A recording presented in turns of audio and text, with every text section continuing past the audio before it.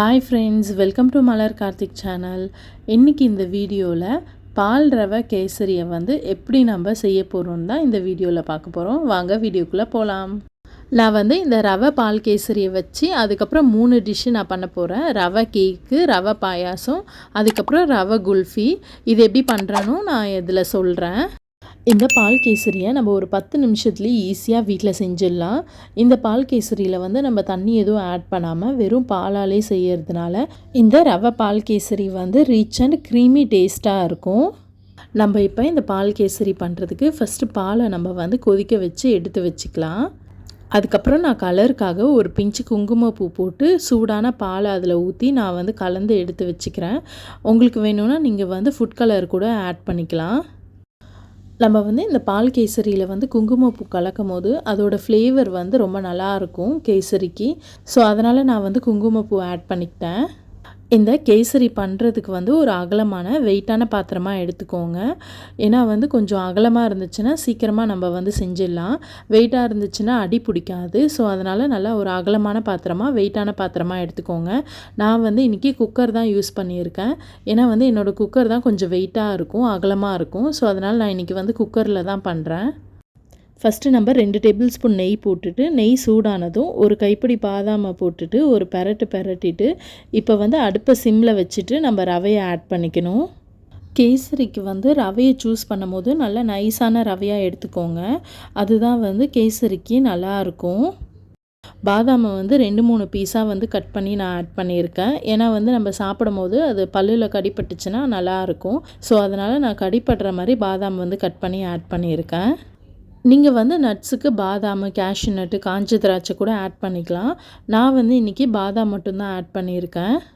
எல்லாருமே ஃபஸ்ட்டு நட்ஸை வறுத்து எடுத்துகிட்டு லாஸ்ட்டாக தான் கேசரியோடு ஆட் பண்ணுவாங்க. நான் ஏன் பாதாமை தனியாக எடுக்காமல் அது கூடவே ரவையை போட்டு மிக்ஸ் பண்ணுறேன்னா, நம்ம நட்ஸை தனியாக எடுத்து வச்சுட்டு அப்புறம் லாஸ்ட்டாக கேசரியில் ஆட் பண்ணும்போது அந்த கேசரியோட அந்த நட்ஸு ஒட்டாத மாதிரியே இருக்கும்.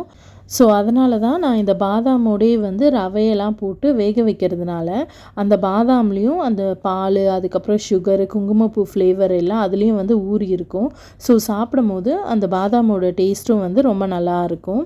இது பார்த்திங்கன்னா டிஃப்ரெண்ட்டான டேஸ்ட்டாக இருக்கும். நம்ம நட்ஸு கூடவே ரவையை போட்டு வேக வைக்கிறோன்னா நம்ம நட்ஸை ரொம்ப ஃப்ரை பண்ணிடக்கூடாது. ஏன்னா ரொம்ப ஃப்ரை பண்ணிட்டோன்னா நம்ம ரவையை போட்டு ஃப்ரை பண்ணும்போது நட்ஸு கருகிடும். அப்புறம் கேசரியில் கருகின ஸ்மெல் வந்துடும்.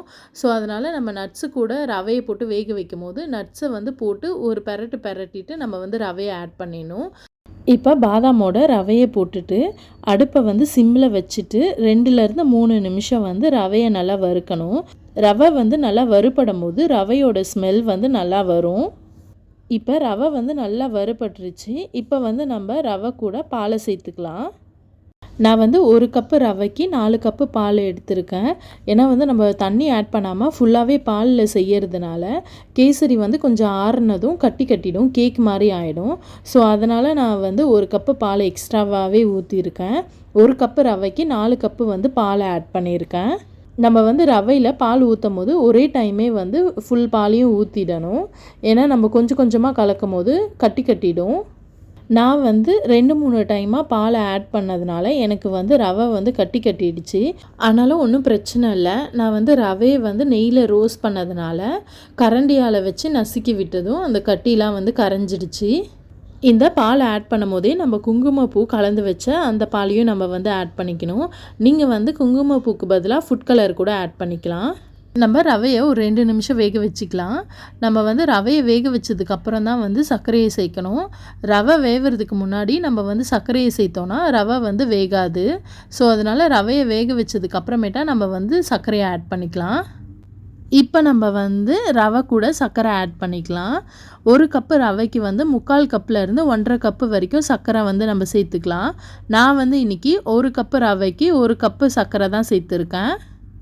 நீங்கள் கொஞ்சம் ஸ்வீட்டாக சாப்பிட்ற மாதிரினா நீங்கள் கொஞ்சம் சுகர் ஆட் பண்ணிக்கோங்க எக்ஸ்ட்ராவாக. இல்லை ஸ்வீட் ரொம்ப சாப்பிட மாட்டிங்கன்னா கொஞ்சம் கம்மியாக ஆட் பண்ணிக்கோங்க. ஏன்னா ரொம்ப ஸ்வீட்டாக இருந்தாலும் திகட்டிடும், சாப்பிட முடியாது. ஸோ அதனால் உங்களுக்கு எப்படி பிடிக்குமோ, நீங்கள் எப்படி ஸ்வீட் சாப்பிடுவீங்களோ அதுக்கு தகுந்த மாதிரி நீங்கள் சுகர் ஆட் பண்ணிக்கோங்க. நம்ம இப்போ சர்க்கரை ஆட் பண்ணதும் ஒரு பிஞ்ச் வந்து சால்ட் ஆட் பண்ணிக்கணும். ஏன் வந்து நம்ம சால்ட் ஆட் பண்ணுறோன்னா, நம்ம வந்து ஸ்வீட் செய்யும் போது சர்க்கரையோட இந்த ஒரு பிஞ்சு சால்ட் ஆட் பண்ணும்போது அந்த ஸ்வீட் வந்து கொஞ்சம் தூக்கி காமிக்கும். ஸோ அதனால் ஒரு பிஞ்சு சால்ட் ஆட் பண்ணால் போதும். இப்போ வந்து சுகர் போட்டதுக்கப்புறம் நல்லா கொஞ்சம் வந்து மெல்ட் ஆகும். நல்லா உங்களுக்கு தளன்னு இருக்கும். இந்த டைமில் வந்து பார்த்திங்கன்னா 1/4 ஸ்பூன் வந்து ஏலக்காய் பொடி ஆட் பண்ணிக்கலாம். உங்களுக்கு வேணும்னா நீங்கள் ஆட் பண்ணிக்கோங்க. இது வந்து ஆப்ஷனல் தான். இப்போ நம்ம வந்து லாஸ்ட்டாக 1 டீஸ்பூன் வந்து நெய் ஆட் பண்ணி நம்ம வந்து ஆஃப் பண்ணிக்கலாம். இப்போ வந்து கேசரி ரெடி ஆகிடுச்சு. நம்ம ரொம்ப நேரம் பெரட்டிகிட்டு இருந்தாலும் டேஸ்ட்டு நல்லா இருக்காது. நல்லா கேசரி வந்து வெந்த உடனே லாஸ்ட்டாக வந்து 1 டீஸ்பூன் நெய் போட்டுட்டு ஸ்டவ்வை ஆஃப் பண்ணிக்கலாம். இப்போ ரவை கேசரி வந்து ரெடி ஆகிடுச்சு. நான் வந்து இதை ஒரு தட்டில் வந்து நெய் தடவி இதை எடுத்து வச்சுக்கிறேன். இந்த ரவை கேசரியை வச்சு நம்ம வந்து கேக் கூட பண்ணலாம். ஒரு கப்பில் வந்து நெய் தடவிட்டு நம்ம வந்து இந்த ரவை கேசரியை வந்து அதில் போட்டு கொஞ்ச நேரம் வச்சுட்டு நம்ம அதுக்கப்புறம் கவுத்து வச்சோன்னா அது வந்து கேக் ஷேப்பில் வந்துடும். நம்ம எப்படி கேக் கட் பண்ணுறோமோ அதே மாதிரியே கட் பண்ணலாம். நல்லாயிருக்கும். நம்ம வந்து இது ஃபுல்லாக பால் ஆட் பண்ணி செய்யறதுனால கொஞ்சம் ஆறுனதும் வந்து இறுகிடும். ஸோ அதனால் வந்து கேக் மாதிரியே இருக்கும். டேஸ்ட்டும் வந்து நல்லாயிருக்கும். நான் உங்களுக்கு வந்து கேக் மாதிரி எப்படி பண்ணுறதுன்னு காமிக்கிறதுக்காக சின்ன கப்பில் வந்து நான் செஞ்சு காமிச்சேன். நீங்கள் வந்து கொஞ்சம் பெரிய கப்பில் வந்து செஞ்சு வச்சிங்கன்னா அது வந்து கேக் மாதிரியே இருக்கும். கட் பண்ணுறதுக்கும் நல்லாயிருக்கும். இப்போ நம்ம அடுத்தது வந்து இந்த 1 கப்பு பால் ரவை கேசரி இருக்குது. அது கூட வந்து 2 கப்பு காய்ச்சின பால், 1 கப்பு வந்து சர்க்கரை ஆட் பண்ணி அப்படியே ரவை பாயாசமாக நம்ம வந்து செஞ்சிடலாம். இந்த ரவை பாயாசத்துக்கு வந்து நான் பால் ஆட் பண்ணும் போதே கூடவே பாதாமும் ஒரு கைப்பிடி வந்து நான் ஆட் பண்ணிட்டேன். அந்த பால் வேகும் போதே அது கூடவே இந்த பாதாமும் வெந்துச்சுன்னா இதோட டேஸ்ட் வந்து நல்லாயிருக்கும். ஸோ அதனால் நான் வந்து அந்த பால் ஆட் பண்ணும் போதே பாதாமையும் போட்டு வேக வச்சுட்டேன். இப்போ வந்து ரவை பால் பாயாசம் வந்து ரெடி ஆகிடுச்சு. நான் இதை வந்து ஒரு கிளாஸில் வந்து ஊற்றி வச்சிடுறேன். இப்போ அவ்வளோதான், நம்ம வந்து பால் ரவை பாயாசமும் ரெடி ஆகிடுச்சு. இப்போ நம்ம வந்து இந்த கிளாஸில் ஊற்றி வச்சிட்டோம். இப்போ அதே மாதிரி தான் நம்ம வந்து குல்ஃபி பண்ணுறதும். இப்போ இந்த கிளாஸில் ஊற்றி வச்ச பால் ரவை பாயாசத்தை வந்து நம்ம மேலே ஒரு ஃபாயில் பேப்பர் போட்டு ஒரு சின்னதாக வந்து ஒரு ஹோல் போட்டு நம்ம ஐஸ்கிரீம் ஸ்டிக்கை வந்து வச்சுட்டு ஃப்ரீசரில் வச்சுட்டோன்னா நெக்ஸ்ட் டே வந்து குல்ஃபி வந்து ரெடி ஆகிடும். அவ்வளோதான், இது ரொம்ப ஈஸி. நம்ம இப்போ இந்த ஒரு பால் ரவை கேசரி வச்சு 3 டிஷ்ஷு வந்து ரெடி பண்ணிட்டோம். ரவை கேக்கு, ரவை பாயாசம், அதுக்கப்புறம் ரவை குல்ஃபி. இந்த ரவை பால் பாயாசம் பண்ணுறது ரொம்பவே ஈஸி. டக்குன்னு ஒரு 10 நிமிஷத்தில் வந்து நம்ம செஞ்சிடலாம். இது டேஸ்ட்டு வந்து ரொம்பவே நல்லாயிருக்கும்.